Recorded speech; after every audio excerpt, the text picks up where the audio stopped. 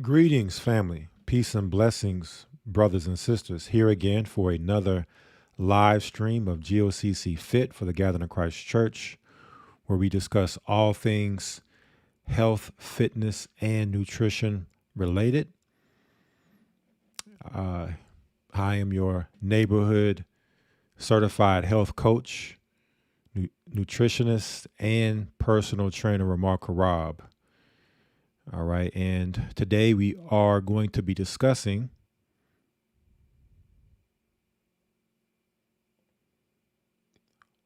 all things iodine. All things iodine will be our discussion for this live stream. All right, and let me go ahead and I'm going to pull up a scripture that goes with our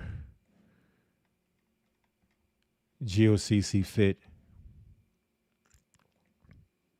series here. We're going to the King James Apocrypha, Ecclesiasticus, or the book of Sirach, chapter 30, verse 15. I'll pull it up here on my screen so you all can see it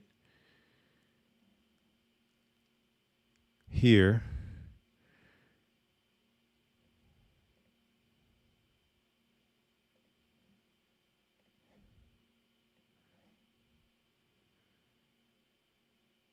All right, Sirach 30 and 15 tells us what?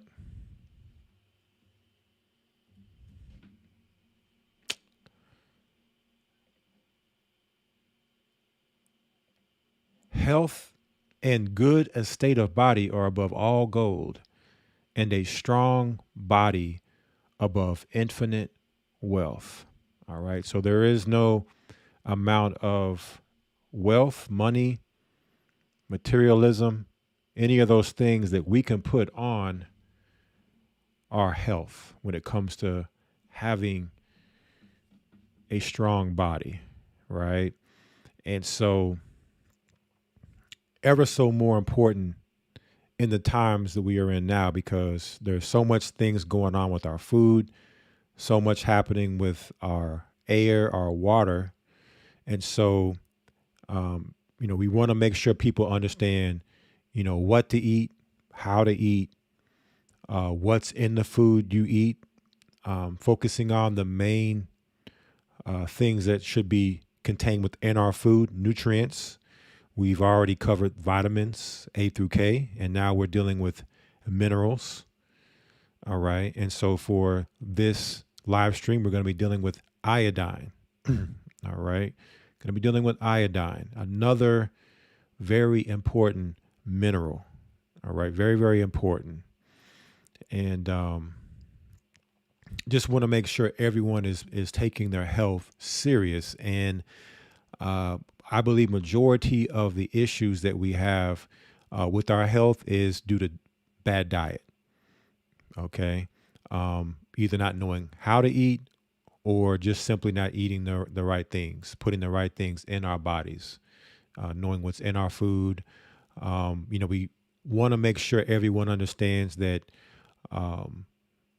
just on average, what is expected in our diets when it comes to nutrients, but also for people to identify that you as an individual, you may have certain needs that go beyond the average. Okay.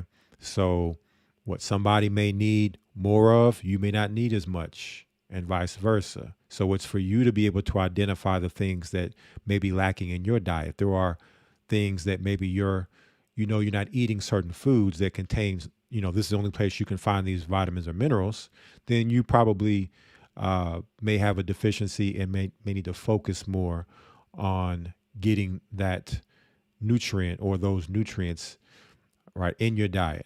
So that's what we really want to focus on with our GOCC Fit.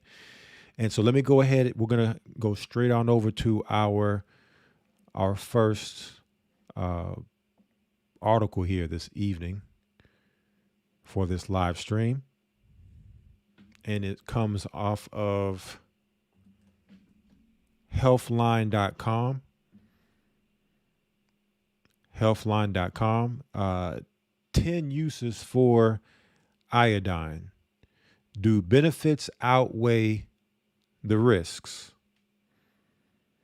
So the first question we must ask ourselves is, what is iodine?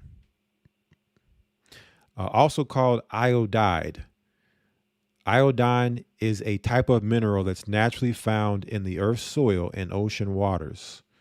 Many saltwater and plant-based foods contain iodine, and this mineral is most widely available in iodized salt. It's important to get enough iodine in the diet.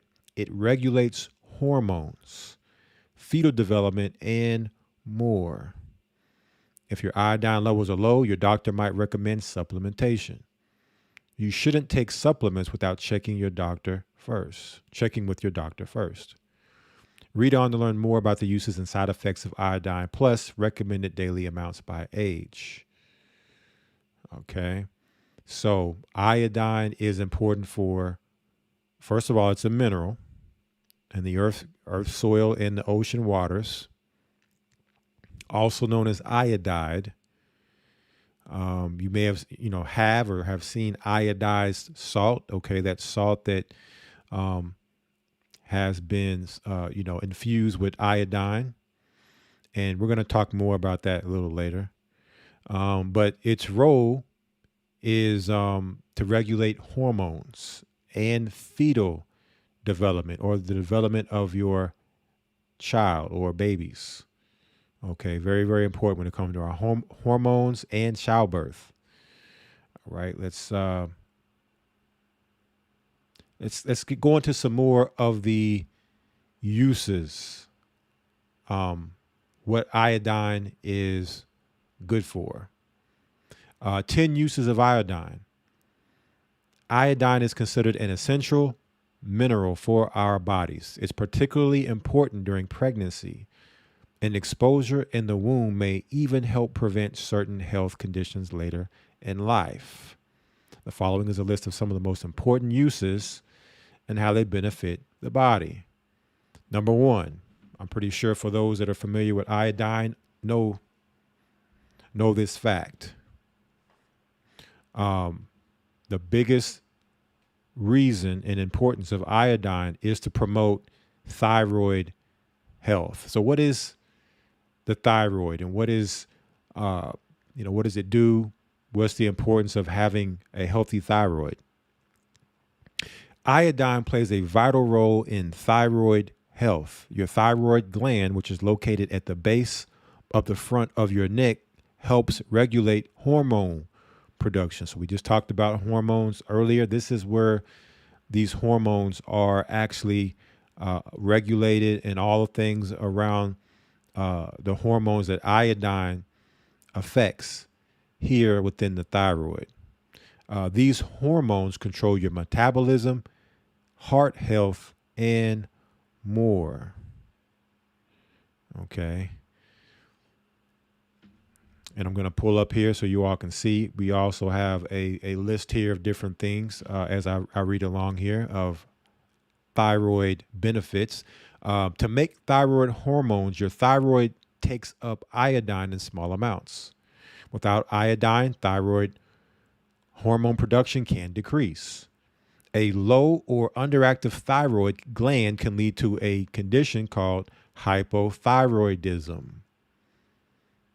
Okay. And we're gonna go in on this a little bit more, just kind of getting an overview on this particular importance for the thyroid. Given the wide availability of iodine in Western diets, thyroid health isn't typically impacted by low iodine levels in the United States. You can get enough iodine from your diet by eating dairy products, fortified foods, and saltwater fish. Iodine is also available in plant foods that grow in naturally iodine-rich soil. You can also get the mineral by seasoning your food with iodized salt. Okay, so we're going to talk more about iodine in our diets. Okay, is there a deficiency? And if so, how do we overcome the iodine deficiency, which can lead to health ramifications.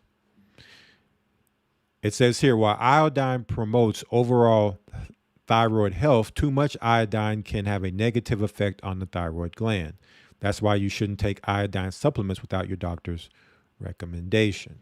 So, just as with anything, too much of anything is bad for you. Okay. So that's why it's important, if you are going to do a supplementation of anything, that you do speak to your physician about it, and that you understand how to supplement. We've talked about supplementation here. We'll talk about it a little bit more toward the latter end on supplementation for not just iodine, but anything, on how you should really look when it comes to supplementation. Some general rules. Number 2, reducing risk for some goiters. A goiter is an enlarged thyroid gland. Your thyroid may become enlarged as a result from either hypothyroidism or hyperthyroidism. Hyperthyroidism is an overactive thyroid gland. Non-cancerous thyroid nodules, called cysts, can also cause thyroid gland enlargement. Sometimes a goiter develops as a direct response to iodine deficiency. Okay, so again, whenever we're not getting the minerals from food, whether it's the food is deprived from the minerals because of the soil or because we're eating food that's just not nutrient dense, then this is where we now start to see disease take shape. Stuff like cancers, tumors, cysts, because the cells don't have what they need to do their processes, their natural processes, so they begin to mutate. It says this is the most common cause of goiter worldwide, though it's not as common a cause in the U.S. and other countries with access to iodine-rich foods. Iodine-induced goiters may be reversed by adding iodine-rich foods or supplements in the diet.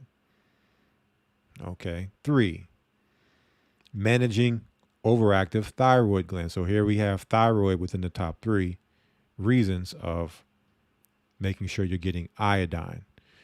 Your doctor may recommend a special type of iodine called radioactive iodine to treat an overactive thyroid gland, also called radioiodine. This medication is taken by mouth.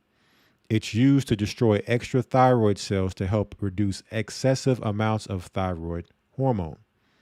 The risk with radioactive iodine is that it can destroy too many thyroid cells. This can decrease the amount of hormone production, leading to hypothyroidism. For this reason, radioactive iodine is usually only recommended after anti-thyroid drugs have failed. Okay, we're going to talk about, what should be an effective way to deal with making sure you don't have to run into any of these issues with your thyroid, that you're getting the right amounts of iodine. Radioactive iodine is not the same thing as iodine supplements. You should never take iodine supplements for hyperthyroidism. Number 4, treating thyroid cancer. Radioiodine may also be a possible treatment option for thyroid cancer. It works in much the same way as hyperthyroid treatment. When you take radioactive iodine orally, the medication destroys thyroid cells, including cancerous ones. It may be used as a treatment following thyroid surgery to make sure all cancerous cells have been removed from the body. According to the American Cancer Society, radioactive iodine treatments significantly improve the chances of survival for people with thyroid cancer. So I don't know a lot about radioiodine. I'm thinking that it's some form of iodine that's been radiated through radiation, because I know radiation does kill cells, both good and bad. But just understanding that, again, cancer can develop anytime you're becoming mineral deficient. All right. Mineral deficiency leads to cancer as well as other diseases. Neurodevelopment during pregnancy.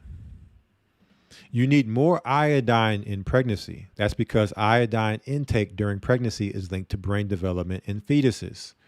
One review found that babies whose birth mothers had an iodine deficiency during pregnancy were more likely to grow up with lower IQs and other intellectual delays. So very, very important that the mother is not deficient in iodine, or it's going to lead to an underdeveloped child in the brain, okay, in the neurological system. Very, very important. It goes into the recommended daily intake during pregnancy here. We also have, if you're pregnant, ask your doctor about iodine supplementation, especially if your prenatal vitamin doesn't have iodine. Many do not. Iodine supplements may also be necessary if you're deficient in the mineral. You also need to continue monitoring your iodine intake if you're breastfeeding. The recommended daily amount of iodine while nursing goes into it here. And it says that's because the iodine you take up front from diet and supplementation is transferred via breast milk to your nursing infant. This is a crucial brain development period. So infants need a certain amount of iodine per day until they've reached 6 months of age. Number 6, improving cognitive function. The same neurological benefits of iodine during pregnancy may extend to healthy brain function during childhood. This includes a reduced risk of intellectual disability. It is likely your child gets all the iodine they need through their diet, but if you have any questions about their iodine intake, talk to their pediatrician. So we see how important iodine is because of its effect on the brain development. Okay, more so with pregnant mothers and children, but we're going to go into some examples of its effect on adults also. But when you're talking about the brain, you know, that's the one thing that you can't afford to go wrong with, because, you know, there's been successful transplants with other organs and things like that, but I don't think there's ever been a successful brain transplant. All right. So if your brain is underdeveloped or damaged or messed up or any of those things, and there's almost, nothing you can do about it. It says here, number 7, reason may help treat fibrocystic breast disease. It's possible that iodine supplements or medications can help treat fibrocystic breast disease. This non-cancerous condition is most common in women of reproductive age, and it can cause painful breast lumps. Okay, it's very, very important things we're talking about here. Although there is some promise that iodine might help with fibrocystic breast cysts, you shouldn't attempt self-treatment. Only take iodine for this condition if your doctor specifically recommends it. Otherwise, you could be at risk of side effects from iodine toxicity. Number 8, disinfecting water. Iodine is just one method of water disinfection. This may be especially helpful if you don't have access to potable water due to traveling or effects from a natural disaster. All right, so this is very, very helpful to know this, that if you are, for whatever reason, in a scenario where you're dealing with a water source that maybe isn't trusted, and you happen to have iodine, that you could use that to treat the water. It says 2% liquid iodine tincture may be added to water in 5-drop increments per 1 quart of clear water. If the water is cloudy, add 10 drops per quart. Iodine tablets may also be used, but the instructions can vary by manufacturer.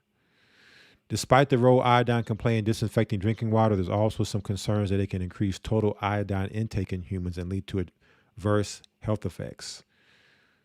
Okay. And there is a certain amount of iodine, 2 milligrams per day, that should not be exceeded.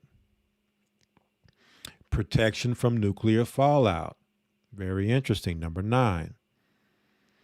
In the case of nuclear emergencies, the Centers for Disease Control and Prevention recommends the use of potassium iodide, or Ki, to protect the thyroid gland from radiation injuries. So I'm sure some of you have heard this before. Potassium iodide in the event of radiation exposure to protect your thyroid. These are available in tablet and liquid formulas. While not completely foolproof, the sooner Ki is taken, the better the thyroid is thought to be protected in the event of this kind of emergency. There are serious risks associated with Ki, including gastrointestinal upset, inflammation, and allergic reaction. You're also at increased risk of thyroid disease. Your risk for complications is higher if you already have thyroid disease. So, in a nuclear fallout situation, you're really pretty much, trying to pick between, do you want to take potassium iodide to protect your thyroid from the radiation, or would you rather not take it so that you don't have to deal with possible side effects? Right. Me personally, I probably would, look to take it because, dealing with radiation is a whole nother beast that I would want my thyroid to have the potential of being protected from. Number 10, reason. Treating infections. Iodine can be used topically in a liquid form to help treat and prevent infections. It works by killing bacteria in and around mild cuts and scrapes. Topical iodine should not be used on newborn babies. It should also not be used for deep cuts, animal bites, or burns. Follow directions on the packaging for dosage information and do not use for more than 10 days unless directed by your doctor. Okay, so those are some of the uses and reasons for making sure that you have iodine, that you're making sure that you have it and there is not a deficiency of it in your diet. Then it goes into how much iodine do you need.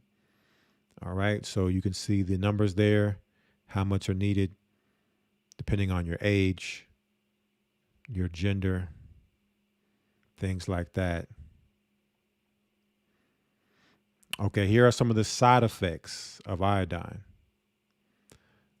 Possible side effects from too much iodine include nausea, vomiting, diarrhea, fever, burning sensations in the throat and mouth, stomach pain.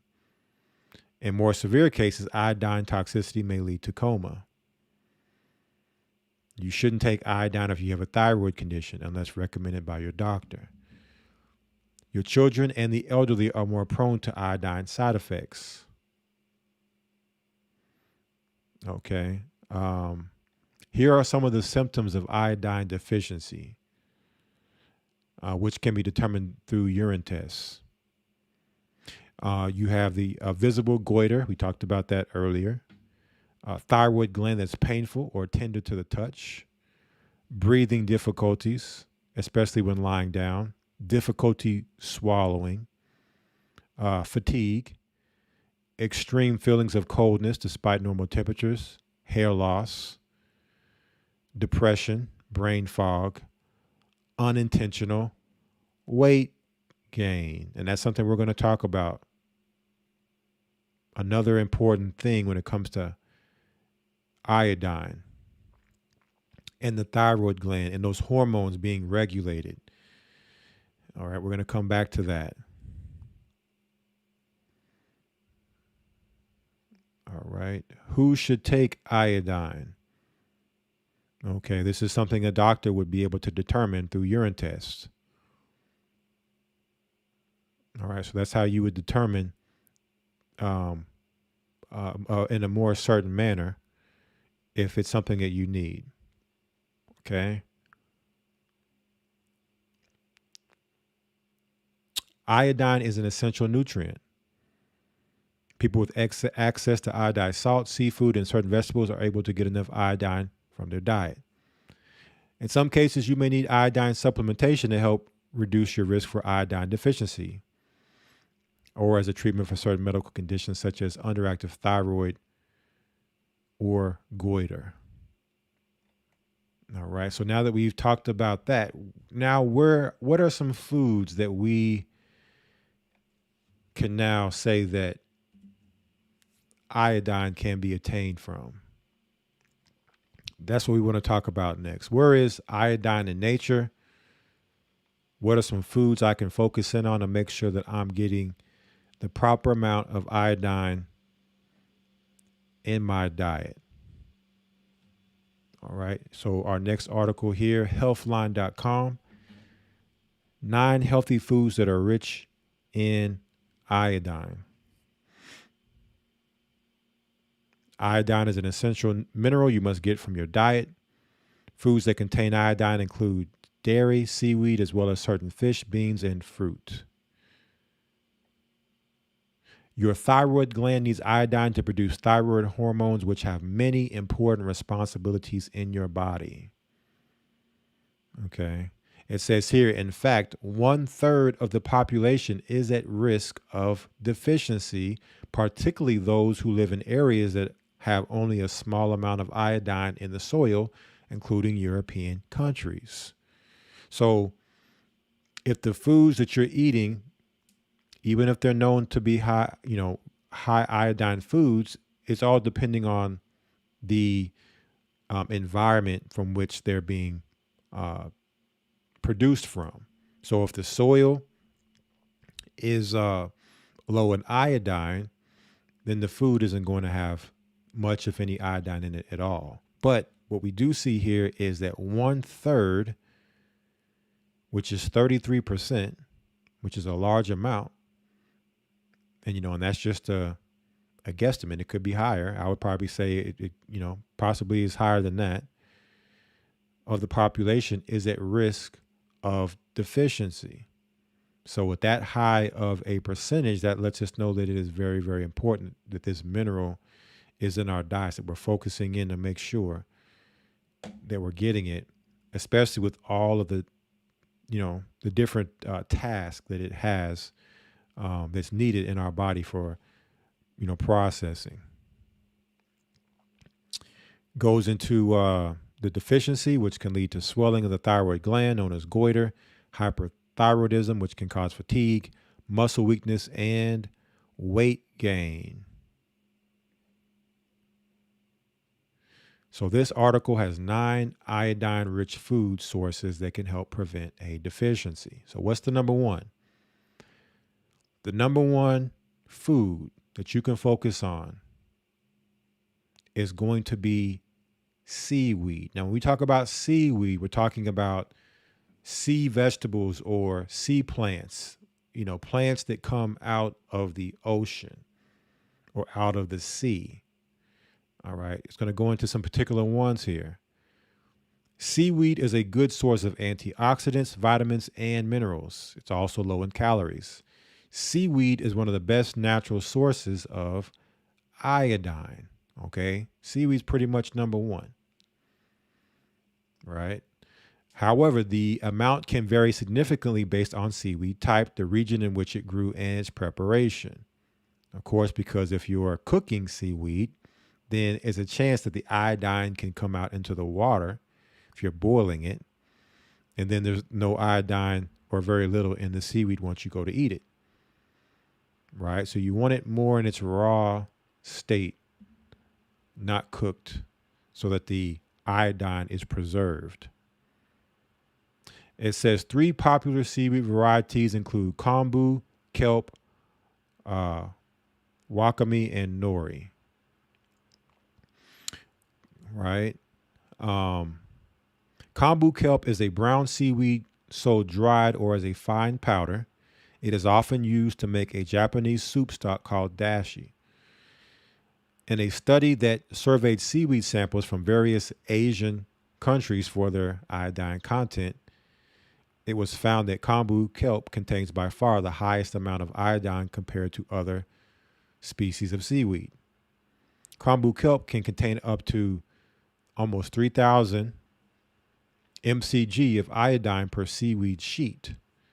This provides almost 2,000% of the recommended daily intake. And I don't think you would want that much, you know, in a single serving for a day, right? That's a lot of iodine. But letting you know that it's very iodine rich. Excess iodine consumption is well tolerated in the majority of people, but could result in thyroid dysfunction for those who are susceptible. Okay, so if you were to get this particular food, kombu kelp, then you know you don't have to eat a lot of it, but as long as it's in your diet, then you know you're getting your iodine, right? Wakame is another type of brown seaweed that is slightly sweet in flavor. It is commonly used to make miso soup. The amount of iodine in wakame seaweed depends on where it is grown. Wakame from Asia has higher amounts of iodine than wakame from Australia and New Zealand.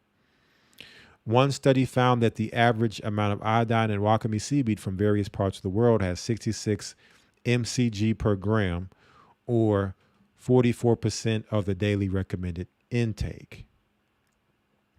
You also have nori, is a type of red seaweed. Unlike brown seaweeds, it has a much lower content of iodine. Nori is a type of seaweed that is commonly used in sushi rolls. The iodine content in nori varies between 16 to 43 mcg per gram, or about 11 to 29% of the daily value. So these lower level seaweeds, you know, you could eat them and don't have to worry about getting too much iodine because they have a lower amount. But if you're dealing with kombu kelp, then you have to be careful because it's very high in iodine, that you're not eating too much of that. Now, I also want to talk about two other seaweeds that I recommend that are very, very not only high in iodine, but also other minerals and vitamins. And that is sea moss, as well as bladderwrack.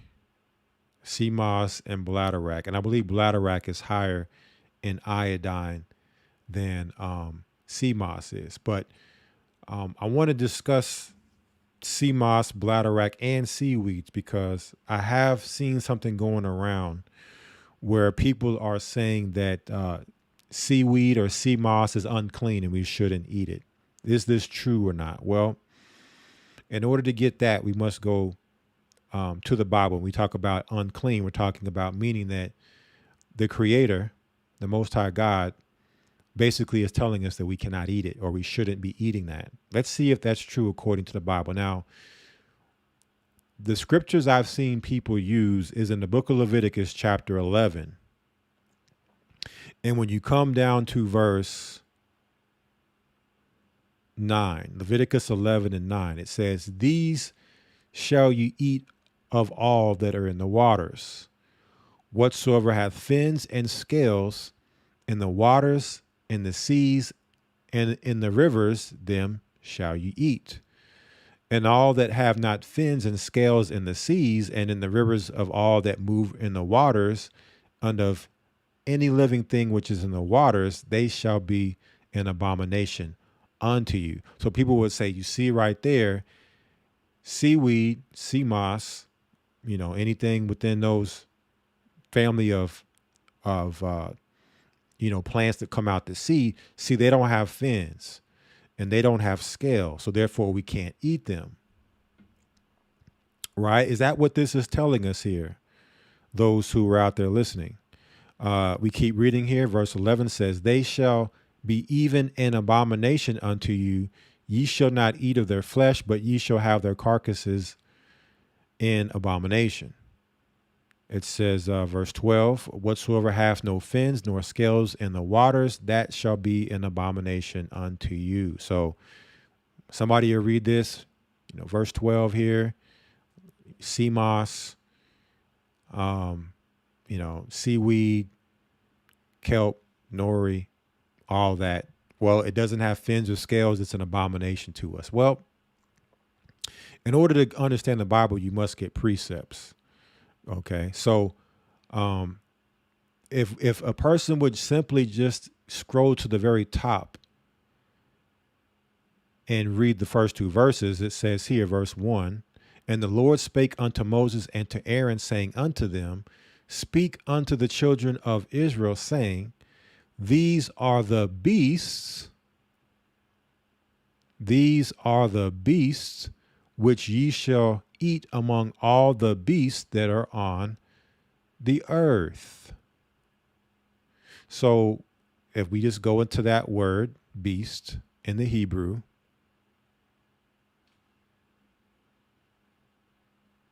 now we know what a beast is, right? 24:16. Hebrew Strong's 24:16. Right? And we understand that a definition can have many different definitions. A word can have many different definitions. It says here, alive, hence raw, flesh, fresh, plant, water, year, strong. And then it says life or living thing, whether literally or figuratively, age, alive, appetite, wild beast, company, congregation, life, time, lively, living creature, maintenance, merry multitude, old, quick, raw, running, springing troop. So a person may look at the definition and say, well, see, it says plant right here, right? Plant. But is that the actual definition that's being used here within this passage? When we look in context here, all of what we're seeing here are animals in this chapter. We don't see anything being mentioned about plants.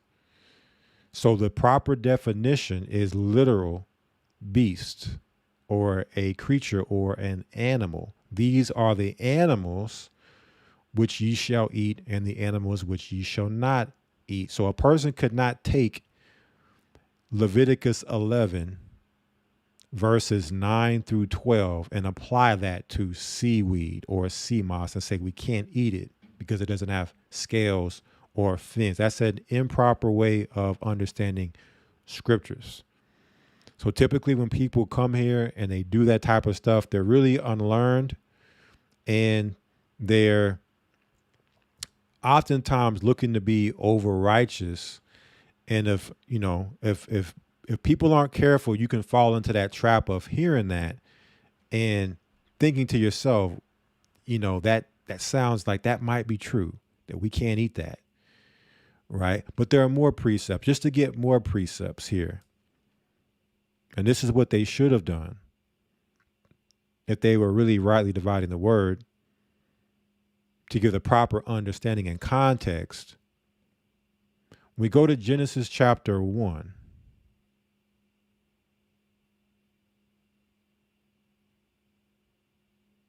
And we read verse 29. Genesis 1:29 tells us, and God said, behold, I have given you every herb bearing seed, which is upon the face of all the earth,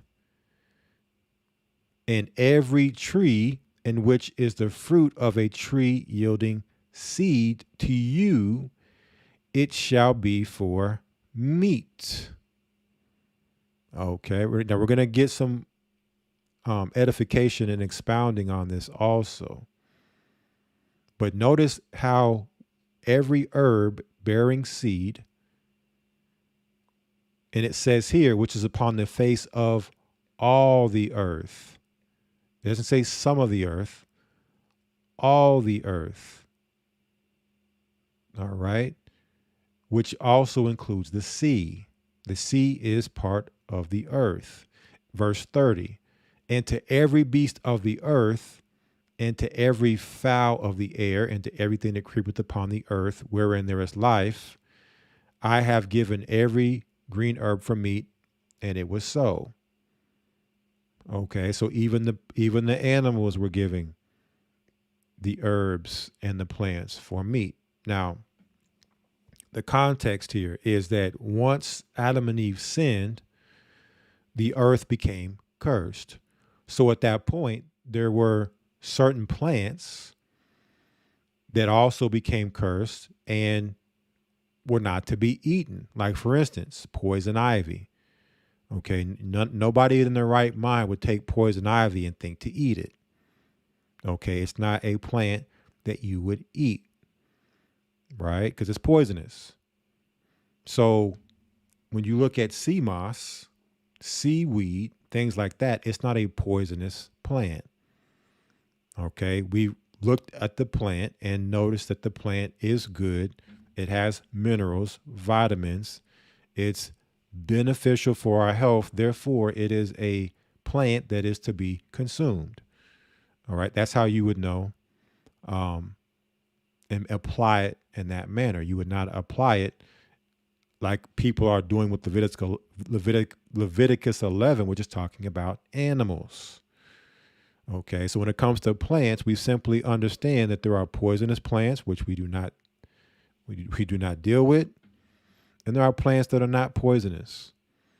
Okay, and if those plants are not poisonous, they're going to have minerals, vitamins in them that we can eat. You know, if you're allergic to them, that's different. That's a personal thing. A person may have an allergy, like, for instance, maybe there is some type of you may have a shellfish allergy, and therefore, if you were to eat something out of the ocean, like a seaweed, then you may have an allergic reaction. Okay, but there is no commandment or no law that says that we cannot eat plants out of the ocean. And I want to get one more scripture here to add to all this, just to hopefully for any of you all out there that may have been struggling with the understanding on that, because I've seen people using this. I don't see it all the time, but I've seen it before. Okay. Let me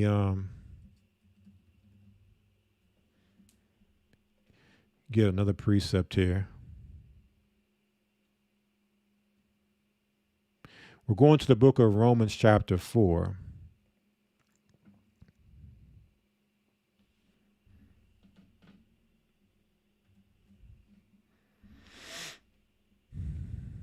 Right, speaking about the laws of God, his commandments.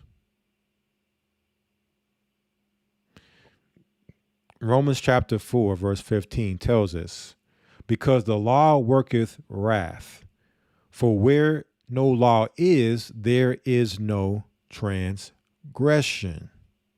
For where no law is, there is no transgression. So you'll have people come up with these laws and try to say, well, you can't eat that because it's this. Like another one people may use, you can't eat mushrooms because it's a fungus, right? But even though you find mushrooms that are poisonous, you have mushrooms that aren't poisonous that have only health benefits. So therefore, a person cannot say that you cannot eat mushrooms because it's a fungus, because there's no commandment that says you cannot eat a fungus, right? You'd have to produce the scripture that says you cannot eat fungus, because keep in mind, mankind has labeled it a fungus. All right. That's man's interpretation of what that mushroom is. All right. That doesn't mean that the creator looks at it the same way. Doesn't mean he's looking at it as a fungus. Right. So people have to be real careful establishing laws where there are no laws. All right. And trying to tell people what you can't do. Some things are wisdom, right? Where there is no law, then you have to use wisdom. So where there is no law on what plants to eat, the wisdom is, well, if a plant is poisonous and toxic, and if you eat it, you die, then that is wisdom and common sense to know you can't eat that plant. Okay. And the scripture talks about not defiling the temple of God. right? Meaning that if we eat or take on anything that's poisonous to us, we're going to die. All right. But if we see a plant, something that's actually, in this case, growing out of the ground, right? Not an animal, something that's coming out of the earth, then there are no laws that tell us you can eat this and you can't eat that when it comes to plants. We use wisdom when it comes to that. Animals, there's a law on what animals we can and cannot eat. And we're going to talk about animals here in a moment too. All right. So I wanted to make sure, hopefully that's clear to you all. I don't know how many people out there have heard that, but I heard that before. And all I could do is shake my head when I heard that. Um, you know, and if anything, you can always ask, right? Always ask or research when it comes to when people say these claims. You have to make sure that they prove it in scripture. Like you can't just say that and then try to make it seem the scripture is saying something it's not saying. All right. I've heard all kinds of stuff. I heard people say you can't eat chicken because chicken is, and they try to go into some whole thing on chicken, right? When the scriptures show you that you had, pigeon, quail, right? You had those birds and after their kind. So when you look at a chicken and a turkey, it's after the kind of a quail and a pigeon, right? The Bible may not necessarily use the word chicken or use the word turkey, but it always says and after its kind, right? Like the scripture says cattle. Well, there are cattle that aren't called cows. You have buffalo. You have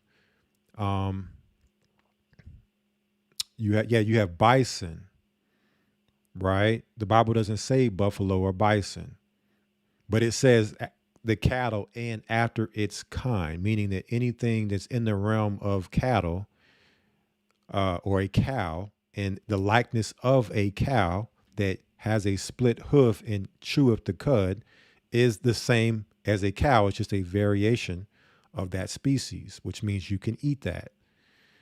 Okay.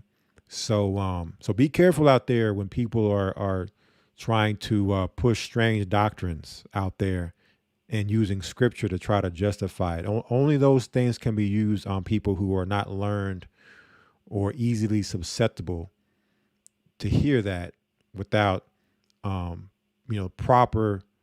properly dividing the word, which is what we just did just now. Okay. So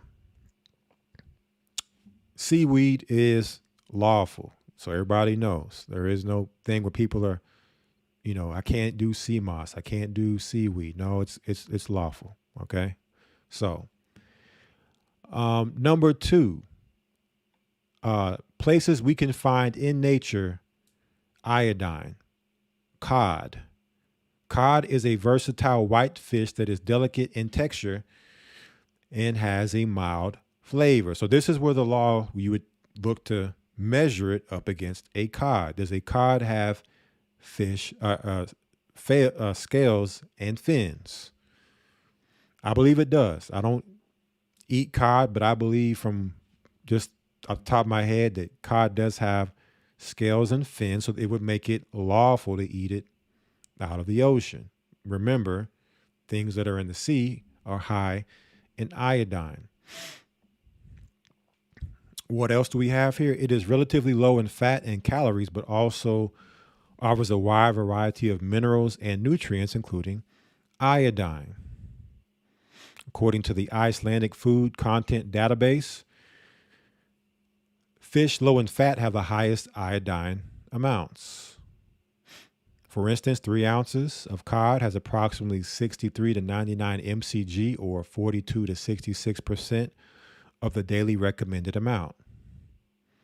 The amount of iodine in cod can vary slightly depending on whether the fish was farm raised or wild caught, as well as the region where the fish was caught. Okay. So just like the soil, depending on the ocean, Could also depend on the amount of iodine. So there are factors there. But we know that it is typically a high source of iodine. Number 3, dairy. Dairy products are a major source or major sources of iodine, especially in American diets. The amount of iodine in milk and dairy differs greatly based on the iodine content in the cattle feed and the use of iodine containing disinfectants during milking. Okay, so again, the plants and animals are going to draw these minerals from the environment and from nature. And then once we consume them, we then draw those same minerals, and maybe not in the same quantity, but we still draw those same minerals, vitamins from them in the same way. Okay, so you can only draw from your food what's in the food and what the food is drawn from. The food is growing in bad soil. If the livestock are being fed poor or food that's grown, plants that's growing in bad soil, then they're not going to have a lot of minerals,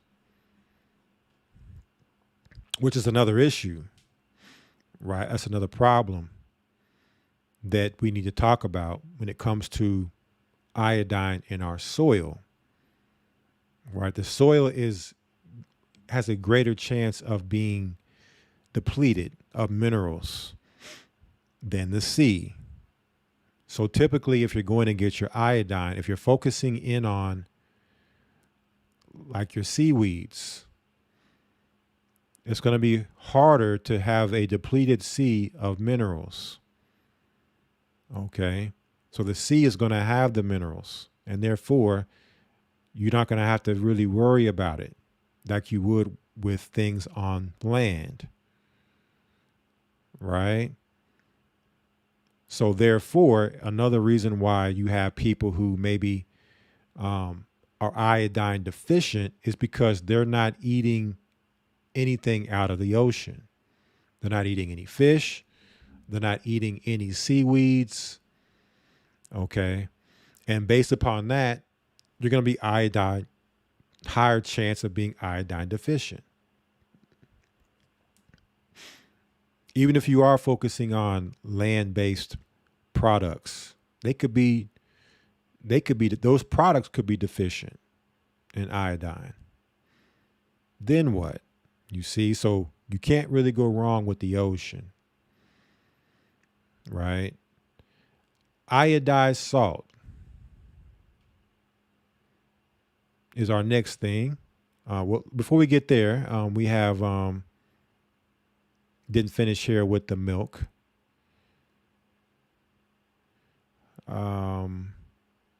It just goes into how much you can get typically in a cup of milk, how much iodine you can get, anywhere between 59 to 112%. Yogurt is also a good dairy source of iodine, right? Yogurt. Cottage cheese, another good source of dairy for iodine. And when it comes to that, I would probably say, if you can, focus on maybe goat dairy products, goat milk products. Goat milk is said to be a lot healthier. Make sure it's pasture raised goats. If you have goats your own and you're raising your own goats, then you can get dairy that way. You can do your goat cheese and things like that. And dairy is something you get in your diet, but you don't necessarily have to do a lot of dairy. Right? You want to keep the dairy minimal because too much dairy causes a lot of mucus buildup. All right, you don't want a lot of mucus going on. Iodized salt. Okay. The addition of iodine and table salt began in the U.S. in the early 1920s to help decrease the occurrence of goiters or swelling of the thyroid gland. Okay. Now, even though this is a source, I would not say this is the best source because Um, your take this particular salt is not going to have other minerals, right? Versus if you were to do like the pink salt or the sea salt, you're going to get all the other minerals. You see what I'm saying? So you don't really want to get one mineral and don't get none of the others. You'd rather get most of the others and only be missing on one, like iodine, and then just focus on getting, some seaweed or some fish in your diet to make up the iodine. But nonetheless, this is a way to get iodine um, in your diet. Okay, talks about how much there is in 1/4 teaspoon here, 47% daily recommended amount. In the last few decades, iodine intake has decreased in the U.S. This is likely due to the push of major health organizations to restrict daily sodium intake to prevent or treat high blood pressure. Right. So sea salt and pink salt is salt in its natural form. Anytime you start stripping minerals, stripping things, processing it, and then trying to add stuff to it, that's just not natural. You don't want to go down that road of trying to get things in your diet. You want it to get it exactly how it's found in nature. As close as you can get it to how it's found in nature is the ratio and how we're supposed to receive it. Our bodies can receive it now. Okay, now shrimp, this is where Leviticus 11 would come into play. Yes, iodine is found in nature in shrimp. However, Leviticus 11 tells us if it doesn't have fins or scales, we cannot eat it. So even though shrimp in nature is a place we can find iodine, we cannot deal with shrimp. Can't eat it. Okay, there are other seafood and fish that we can eat to get our iodine from. Okay.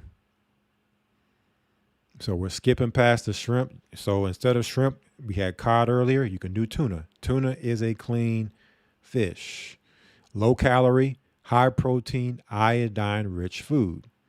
Also a good source of potassium, iron, and B vitamins. So look at all that what you're getting with tuna. Getting a lot. So it's what we would call a nutrient dense food. Tuna is nutrient dense because it has a lot of nutrients in it. Right?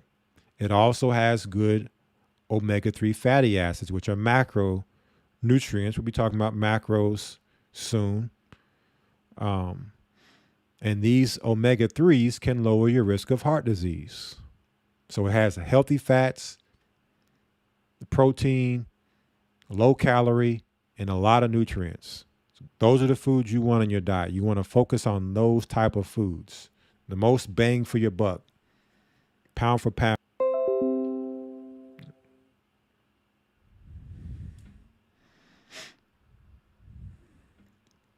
All right, we're back. Disconnected for a moment. It says fish higher in fat offer lower amounts of iodine. Since tuna is a fattier fish, the amount of iodine found in tuna is lower than leaner fish varieties such as cod. However, tuna is still a relatively good source of iodine, as 3 ounces provides 17 mcg, or about 11% of the recommended daily intake. Okay.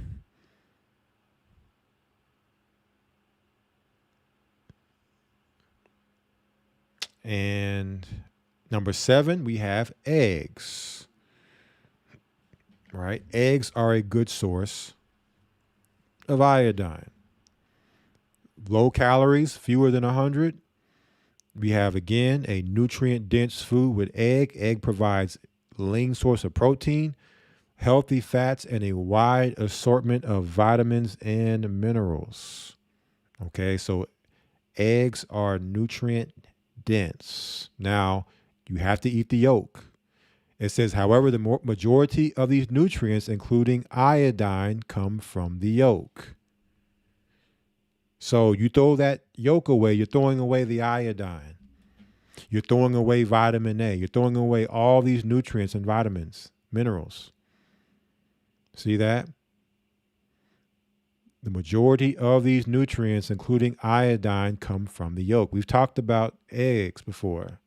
There is a misnomer out there, or a misconception, not to eat the yolk because it's high in cholesterol.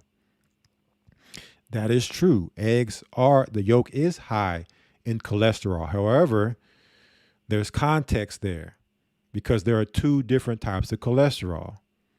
You have the high density lipoprotein, which is the good cholesterol. That is what is in the yolk, the HDL. And you have the LDL, or the low density lipoprotein, which is the bad cholesterol. That's not in the yolk. So you don't have to worry about cholesterol when you eat egg yolks. Matter of fact, I mean, there's so many things that are in the yolk that people throw, when they toss that yolk out, I mean, so many things you just lost. You have no idea what you just thrown away. For men, a big thing for men is to keep the testosterone levels high. Well, when you throw away that yolk, you've thrown away all the precursors of testosterone for men, right? So along with the other things that are happening in our environment, with the things being input into our food that's effeminizing men, or men throwing out egg yolks and not eating the yolk, it's effeminizing you. Eat that yolk, I promise you. If you have high cholesterol, it's not from eating egg yolks. It says here, egg yolks are a good source of iodine because it is added to chicken feed. Yet, since the content of iodine in chicken feed can vary, that amount found in eggs can also fluctuate. Okay, on average, one large egg, 24 mcg, or 16% of the daily value of iodine. Number 8, prunes. Prunes are plums that have been dried. Prunes are a good vegetarian or vegan source of iodine. 5 dried prunes provide 13 mcg, or about 9% daily value of iodine. Here's another big thing for helping, or reason for eating prunes. Prunes are commonly known for helping relieve constipation.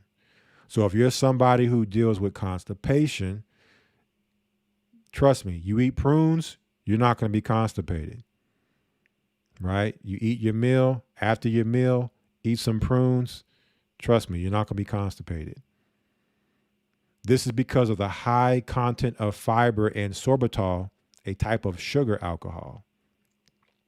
Not only that, prunes are high in many vitamins and nutrients, including vitamin K, vitamin A, potassium, and iron. So prunes are a nutrient-dense food. Fiber, very important. Okay, a macronutrient we're going to talk about. People are not getting enough fiber in their diet because they're not eating enough vegetables, not eating enough fruit. Okay, you can't get fiber anywhere else. You're not going to get fiber with animals, which is going to lead to constipation. Okay, so these are the macros and the micros are things we need, right? Got to make sure we understand that. Because of the nutrients prunes offer, they may help improve heart health, decrease the risk of colon cancer, and even help manage weight by decreasing appetite. See that? And somebody might eat and don't say, I don't like prunes. Well, do you like being sick? You like the idea of having cancer, having surgery, having tumors, all that stuff. So sometimes you got to eat stuff because you know it's good for you and you may not necessarily like the taste. Like number 9, lima beans. I don't know how many of you out there like lima beans. You know, I've never been a fan growing up, and I can't say that I've eaten them of late, but for the sake of health, and if I had some lima beans, I would eat them. right? I would eat them just because I know, hey, I'm going to get some good nutrition in. Lima beans are commonly associated with the popular Native American dish succotash, which mixes lima beans and corn. They are a good source of fiber, magnesium, and folate, making them a heart healthy choice. Okay, another nutrient dense food, good for your heart. See, so when we're not getting these things, what happens? Heart attacks. See, our body's trying to tell us something. Whenever we're sick, we're dealing with conditions, our body's telling us we're nutrient deficient. Nutrients not being in our bodies what's causing the malfunction. Okay. They are also a relatively good vegetarian or vegan source of iodine. And again, because of the iodine in the soil, water, fertilizers, it varies. But you're probably going to get around 10%, 16 mcg of the daily value lima beans per cup. So it says here, the bottom line, iodine is an important mineral, though few food sources are rich in it. This is why many people around the world are at risk of developing a deficiency. The foods highest in iodine include seaweed, dairy, tuna, of course, shrimp, but we're not dealing with shrimp here. It's unclean. And eggs. Additionally, most table salt has been iodized, providing an easy way to avoid iodine to your meals. The foods listed in this article are not only some of the best sources of iodine, but they're also very nutritious and easy to add to your daily routine. Okay, so I said it earlier. Seaweed, sea vegetables, because some people may think to supplement, but I would say unless your doctor is recommending you supplement, I would say if you're focusing on seaweed, sea vegetables, sea moss, bladderwrack, and me, I only take sea moss every other day. That way I ensure that my body is getting it, the iodine several times a week. I'm not overdoing it because I'm still eating other things that I could get iodine in my diet. So, but I make sure I'm at least making sure that several times through the week, my body is getting the iodine that it needs through the sea moss and the bladderwrack, along with many other nutrients. Okay, so that's, if there's one thing that I would tell people, you can call it a supplement, you can call it a food. If there's one thing I would recommend that everybody have in their weekly routine of anything else is sea moss. Okay. Sea vegetables. Sea moss is one of the better ones out there. Iris moss. Bladderwrack, you can add to that to make sure that you're getting the additional iodine, because sea moss is a little bit higher in other minerals than iodine, but bladderwrack is higher. So you add both of those together and you kind of get the best of both worlds. And then you don't have to worry about being deficient, but you still need to focus on eating healthy. And that's something else I want to talk about, because, you know, we have done a lot with this church when it comes to health and telling people about their health. And we've talked about supplements and whatnot, and, you know, things that a person needs to get to help them with any type of, you know, health conditions and illness that they could try, you know, through their doctor's recommendation, of course. But this is one thing I must make a disclaimer about. If you're not eating healthy, meaning you're not eating whole foods coming out the earth, lean, clean animals, right? Good sources, that the supplements are going to have little to no effect on your health. Okay. You have to have the clean diet, the clean eating with the supplementation if you're going to supplement. Some people will continue to eat the fast foods, eat the McDonald's, on and on and on and on, all the different fast foods out there, eat out a lot. You're eating out. People aren't necessarily clean. The places they're preparing the food isn't necessarily clean. If they're sick, you could maybe from through the food get sick. So if you're eating in this manner all the time, then you taking supplements is little to no effect. Okay. So again, as stated at the beginning of this, that majority of stuff we deal with, if we just clean our diets up, focus on the nutrients, making sure the foods that we're eating are nutrient dense and not empty calories, majority of this stuff going on with our bodies will be alleviated. Okay. And then there are steps past that to get to the other issues that maybe need a little bit more of maybe a focused diet plan, certain supplementations that can focus in on your specific need to address. But unclean, you can't get healthy eating unclean diet, no matter how many herbs and stuff you're taking. Okay, I'm going to make sure I put that out there because some people think they can continue to eat the junk food, processed food, the fast food, and take herbs and be fine. It doesn't work like that. Okay, so last thing here, we're going to discuss. We always come over to our cross-referencing document here. We have our vitamin and mineral requirements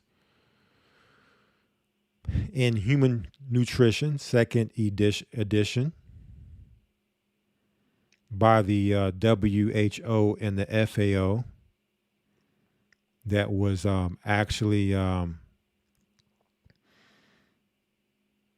developed in 1998 and then published in 2004. And we're going to drop down here to iodine.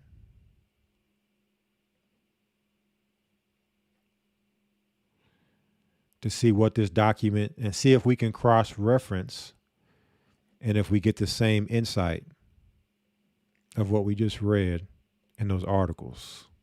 And that's what you always want to do, family. Right? Always cross-reference.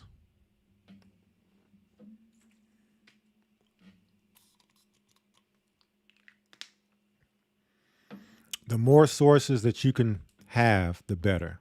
So you can compare. Okay. All right, pulling it up here. One moment. All right, so what does this document tell us when it comes to iodine?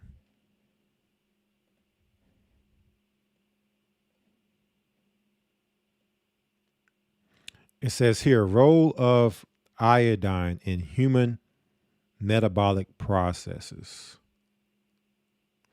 At present, the only physiological role known for iodine in the human body is in the synthesis of thyroid hormones by the thyroid gland.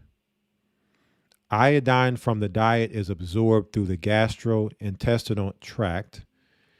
Dietary iodine is converted into the iodide ion before it is absorbed.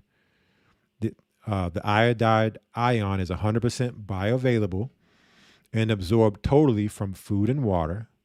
This is, however, not true for iodine within thyroid hormones ingested for therapeutic purposes. Iodine enters the circulation as plasma inorganic iodide, which is cleared from circulation by the thyroid and kidney. The iodide is used by the thyroid gland for synthesis of thyroid hormones, and the kidney excretes excess iodide from urine. Okay. It says here, the physiological actions of thyroid hormones can be categorized as one, growth and development, and two, control of metabolic processes in the body. Thyroid hormones play a major role in the growth and development of the brain and central nervous system in humans from the 15th week of gestation to 3 years of age. This is the point where a mother and hopefully the father are focusing in on the importance of iodine, as with most minerals and vitamins, nutrients for the child, okay, during a development stage. Very, very important. If iodine deficiency exists during this period and results in thyroid hormone deficiency, the consequence is derangement in the development of the brain and central nervous system. These derangements are irreversible, the most serious form being that of cretinism. Okay, so if the child is deficient during this time period and the brain doesn't develop the way it's supposed to, then this lack of development becomes irreversible. Okay, there's nothing you can do about it at that point. That's the baby and the child, and that's as good as it's going to get for their brain. Okay, so that has to be understood and focused on. It says here the other physiological role of thyroid hormones is to control several metabolic processes in the body. Now, here's the key thing, because, you know, some people have had children and they're not going to have children anymore, or, you know, maybe you don't have children, or maybe children are grown or you're not going to have them. So maybe you're thinking to yourself, well, what does iodine have to do with me? Well, here's the big thing. Very, very big. The thyroid hormones control several metabolic processes in the body. These include carbohydrate, fat, protein, which are macronutrients, carbs, fats, proteins, vitamin and mineral metabolism, vitamin and mineral being micronutrients. For example, thyroid hormone increases energy production, increases lipolysis, and regulates nucleogenesis and glycolysis. Okay, what does that mean? Well, we talked about it earlier in the articles. We mentioned it, and we talked about, I think it was number, what was it here? Let me find it real quick. Here it is. Unintentional weight gain. Unintentional weight gain. And I believe, was it in this article as well?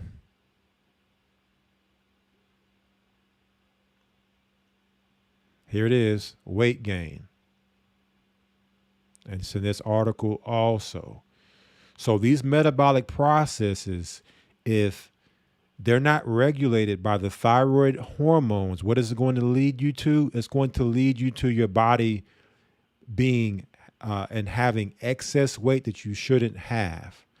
So this is another sign in our society when we see overweight, obesity, where it is on a level never before seen. 30 years ago, we never saw this. When your thyroid isn't regulating these processes because it's not getting the iodine it needs, now your body is not able to process and regulate things properly, and now you're picking up weight you shouldn't have. So what can happen is a person starts to supplement, let's say, with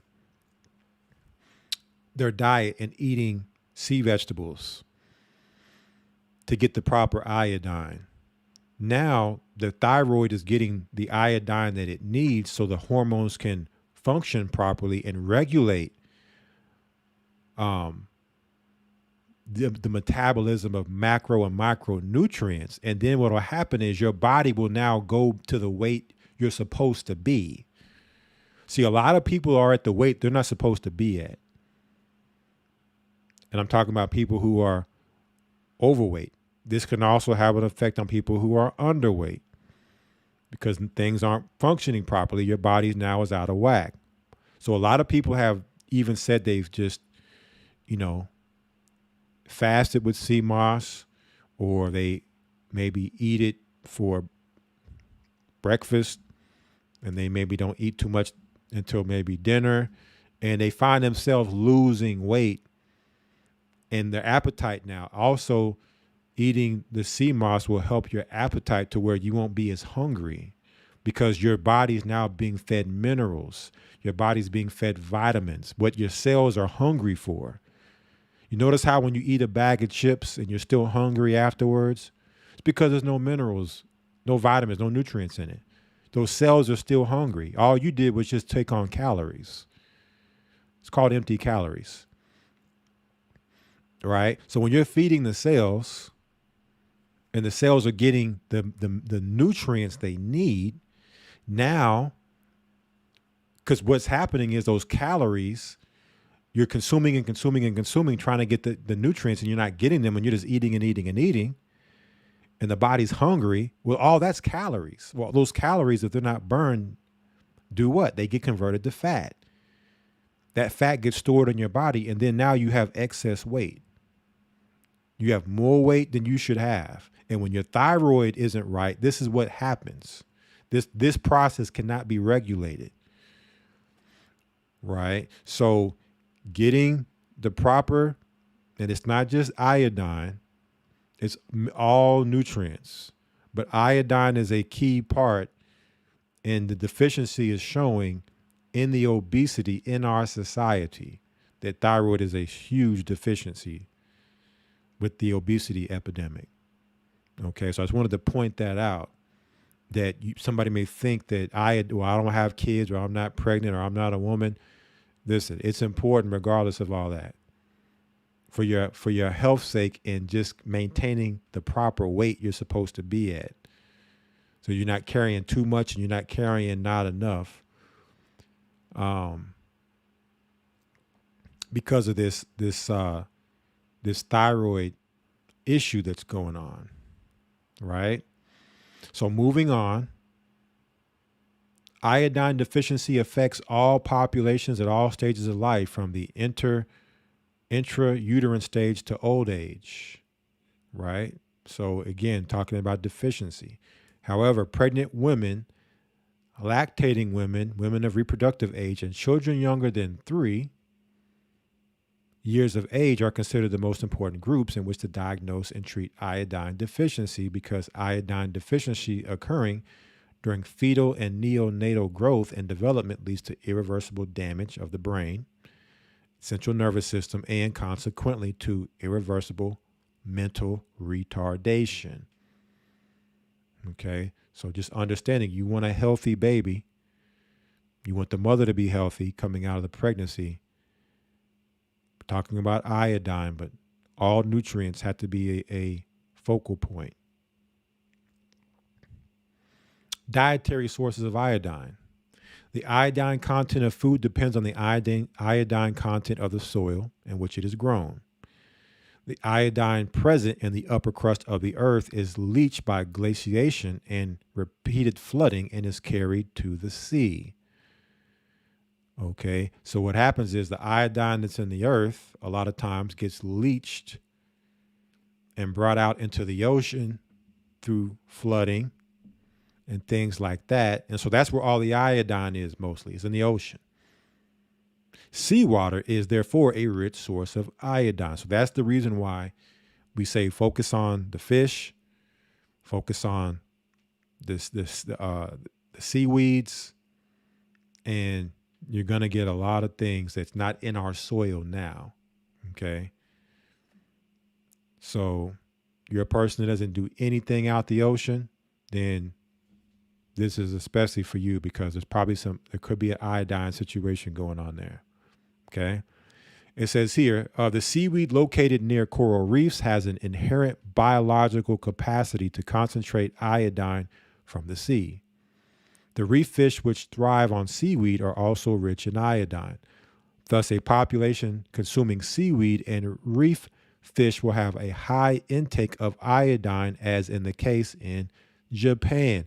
You notice how when you go over into Asia and you look at the Japanese and some of the other Asians and you don't see obesity, they look normal weight, right? You don't really see, like, tell me when the last time you've seen an obese, somebody who's Japanese that's not living in America. Go over to Japan and show me all the obese people over there. You're not going to find them because they're eating stuff out to sea.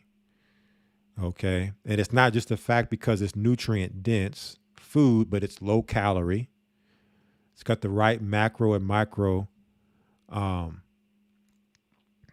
right macro and micro, profiles as far as, getting your body the right amount of everything that it should get. Things that are easy to digest, that don't sit in your body. Your body, you eat it, you digest it, and it comes out quick. Stuff coming out the ocean. It's light. It's clean. Okay. Things that aren't high in preservatives, this stuff's coming straight out the ocean. So long as it's being ate fresh and it's not being super processed, there's no preservatives in it. Right? So you come to America and it's opposite. We're eating mostly stuff on land.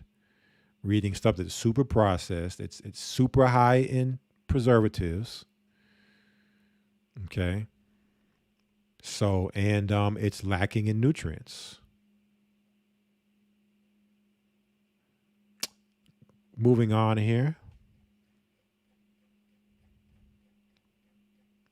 See if there's any more. So this is it gives you the understanding because some of these things people you may have struggled with weight issues over the years and just can't figure out, what to do. You try dieting and, through the dieting, I'm hungry still and, I can't, things seem out of whack. Well, it could be just as simple as iodine and your thyroid being out of whack and maybe some other nutrients, but these things lead to this issue. And once we now start to bring some balance, bring things back into the proper balance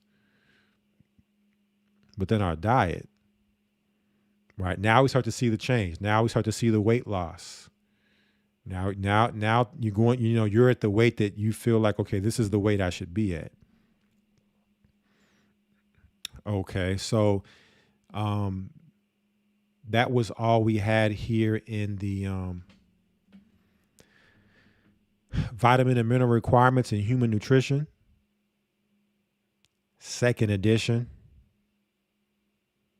by the WHO and FAO document here. And it also concludes our discussion tonight, our live stream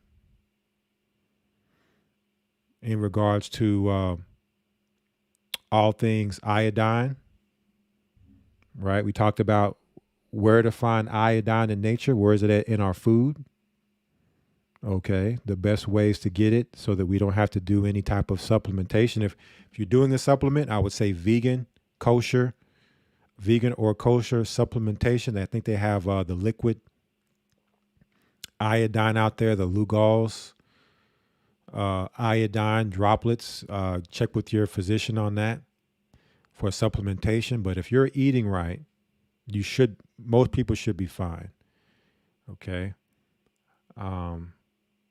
But plant-based or kosher, you don't want a shrimp-based or a shellfish-based iodine supplement, right?